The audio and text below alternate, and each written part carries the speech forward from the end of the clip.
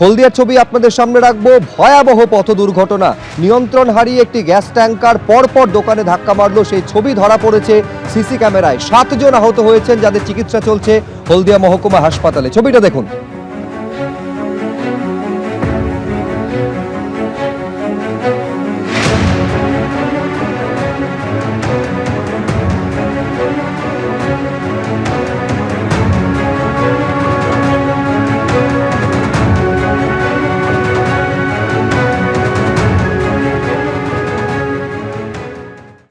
নির্বাচনের আগে রাজনৈতিক মঞ্চ থেকে দেদার প্রবচন কানে আসছে, কিন্তু সেই সব প্রবচন স্ক্যান করে আদতে কি সারমর্ম উদ্ধার করেছে জেন জি?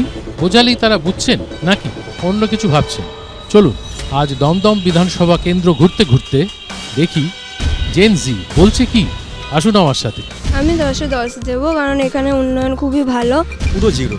অবনতির দিক থেকে তো 10-এ 10 নিশ্চিত, 10-এ 100 দেওয়া যেতে পারে। আপাতত 10-এ 10ই দেবো। লেবারেটি বেশি আছে, সেভাবে ইনকাম নেই, বেকারত্ব বেড়ে চলেছে, তো বেড়েই চলেছে।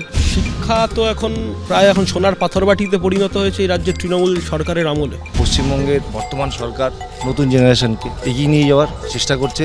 চাকরি নেই, 6000-এর উপরে বেশি শিল্পপতিরা, শিল্পীরা আজকে পশ্চিমবাংলা থেকে মুখ ফিরিয়েছে।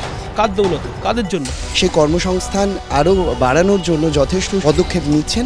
যুব সমাজ বলুন, ছাত্র সমাজ বলুন, আমার এলাকায় আমার পাড়ায় অনুকূল পরিস্থিতি নেই, সমস্তটাই প্রতিকূল। এখানে দাদাকে যখনই ডাকি তখনই আমাদের বাড়ির সামনে আসে, যখনই দরকার হয় তখনই পাই। উন্নতি তৃণমূল নেতাদের শুধু পকেটের উন্নতি, সাধারণ লোকের তো এখানে উন্নতি কিছু নেই।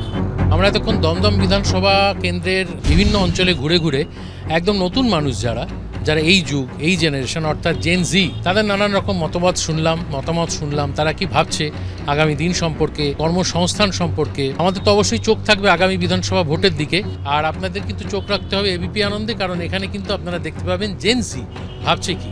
আজকে খানিকটা বোঝা গেল জেন জি ভাবছে কি, কিন্তু আরও অনেক বিধানসভা কেন্দ্র ঘুরতে হবে এবং নতুন ভোটারদের, নতুন মানুষদের, আগামী প্রজন্মের মতবাদটা আমাদের জানতে হবে, তাদের ভাবনা চিন্তা সম্পর্কে ওয়াকিবহাল হতে হবে, কারণ জানতে হবে, বুঝতে হবে যে তারাই কিন্তু আমাদের ভবিষ্যৎ। তাহলে আপনাদের চোখ থাকুক এবিপি আনন্দে এবং দেখতে থাকুন জেন জি ভাবছে কি।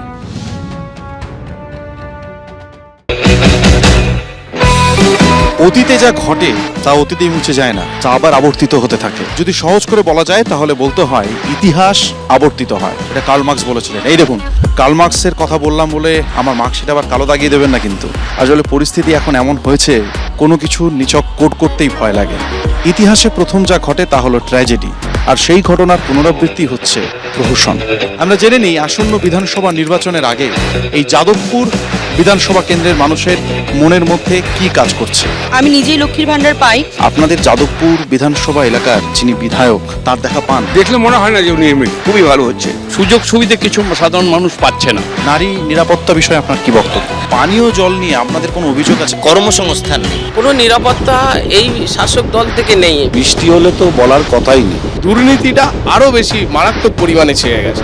আমাদের কাছে সবার আগে দেশের সম্পদ। এখানকার যারা রাজনৈতিক নেতা নেত্রী আছেন তাদের কথাগুলোও কিন্তু আমরা আমাদের নোটবুকে তুলে রাখবো।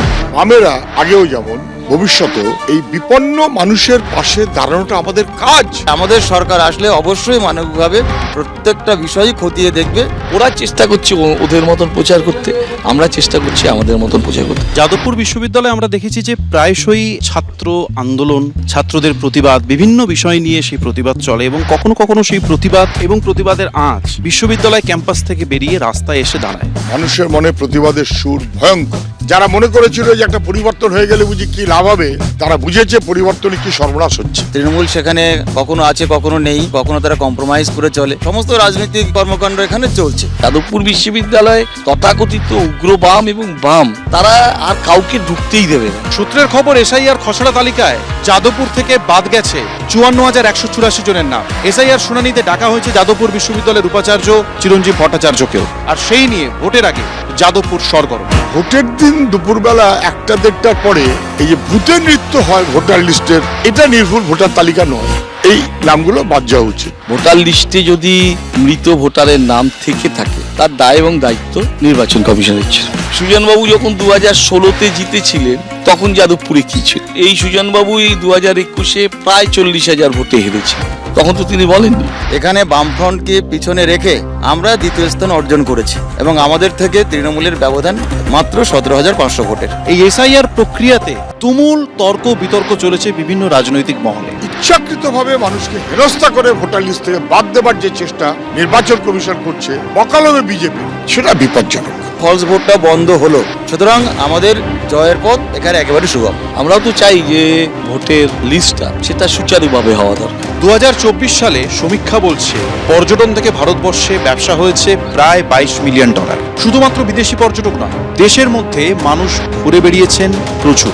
শুধু কেরল, মহারাষ্ট্র, রাজস্থান, কাশ্মীর নয়, ইউপি এবং তামিলনাড়ুতেও মানুষজন ঘুরতে গিয়েছে। এই সমস্ত কিছু দেখে শুনে মন ভালো হলেও নিজের রাজ্যের জন্য মনটা খারাপ হয়ে যায়। অথচ আমাদের রাজ্যে যথেষ্ট সম্ভাবনা আছে, ইতিহাস থেকে পাহাড়, জঙ্গল, সমস্ত কিছু। এমনকি কেরলের ব্যাক ওয়াটারের সঙ্গে পাল্লা দেওয়ার মতো সুন্দরবনের খাঁড়িও আছে, সমুদ্রও আছে। নেই শুধু ইচ্ছে, না ছিল সিপিএম আমলে, না আছে এখন। আমি আপনার প্রশ্নটাকে অস্বীকার করবো না, আরো তুলে আনার স্কোপ ছিল। যদিও সুন্দরবনটা ম্যাপে এসছে, পাহাড়টা খুব ভালোভাবে ম্যাপে এসছে, কিন্তু আরো অনেক আসার মতো সুযোগ ছিল। ভারতবর্ষেও ট্যুরিজমের অপার পোটেনশিয়াল আছে। বাংলা পথ দেখিয়েছে ভারতবর্ষ। আমরাই প্রথমে ট্যুরিজমকে ইন্ডাস্ট্রির দরজা দিয়েছি। আজকে বাংলার প্রত্যেকটা ট্যুরিস্ট স্পটে শ্রীমতী মমতা ব্যানার্জি সরকার হোমস্টের ব্যবস্থা করেছে। কিভাবে? মুখে নয়, তাদেরকে টাকা দিয়েছে। আপনি উত্তরবঙ্গে যান, সমস্ত রোজ রোজ নতুন নতুন ট্যুরিস্ট স্পটের আবিষ্কার হচ্ছে। সুন্দরবন 10 বছর যেখানে ছিল সেখানেই পড়ে আছে। পুরুলিয়া যেখানে ছিল সেখানে পড়ে আছে। ধরুন বকখালি, সেখানে আরো অনেক কিছু করা যেতে পারে। ভারতবর্ষে যে আমাদের ট্যুরিজম মিনিস্ট্রি, তার সঙ্গে যোগাযোগ করা, এবং আমাদের পশ্চিমবঙ্গের যে রাজ্য সরকার, তারাও কেন্দ্রীয় সরকারের সঙ্গে সমান তাল মিলিয়ে এটাকে যদি বাইরে প্রমোট করার চেষ্টা করেন, আমার মনে হয় যে ট্যুরিজম ক্ষেত্রটা আরো বেশি উন্নতির সম্ভাবনা আছে, এটুকু বলতে পারি। সামনে নির্বাচন আসছে, কেন্দ্রীয় যে বাজেট সেখানে জিএসটি কমেছে, কোনো সুবিধা হয়েছে? কেন্দ্রীয় সরকার যখন এইগুলো জিএসটিকে কমাবার একটা পরিকল্পনা নেয়, তার আগে এই পুঁজিপতি এবং কিছু ব্যবসায়ীকে এই খবরটা তাদের কাছে আগেই পৌঁছে যায়। তারা মার্কেটটাকে নিয়ন্ত্রণ করে একটু দরটা একটু বাড়িয়ে দিয়ে তারপরে জিএসটিটা কমলে পড়ে সাধারণ মানুষ কোনো তার এফেক্ট পায় না। নারী নিরাপত্তা বিষয়ে আপনার কি বক্তব্য?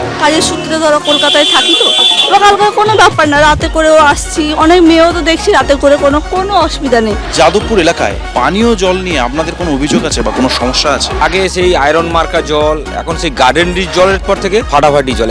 এখন জলের যে জল আগে কি হতো, আগে হট করে জল শেষ হয়ে যেত, এখন সেই সমস্যাটাও নেই। ইল্লিগাল বাড়ি হয়ে যাচ্ছে, 2 তলা হওয়ার জায়গায় সেখানে 3 তলা 4 তলা করে হয়ে যাচ্ছে। জল কমে যাচ্ছে, জল মানুষ পাচ্ছে না, আর জল কিনে খেতে হচ্ছে। জনগণের বার্তা যাবে কতদূর, নির্বাচনের আগে ভাবছে যাদবপুর।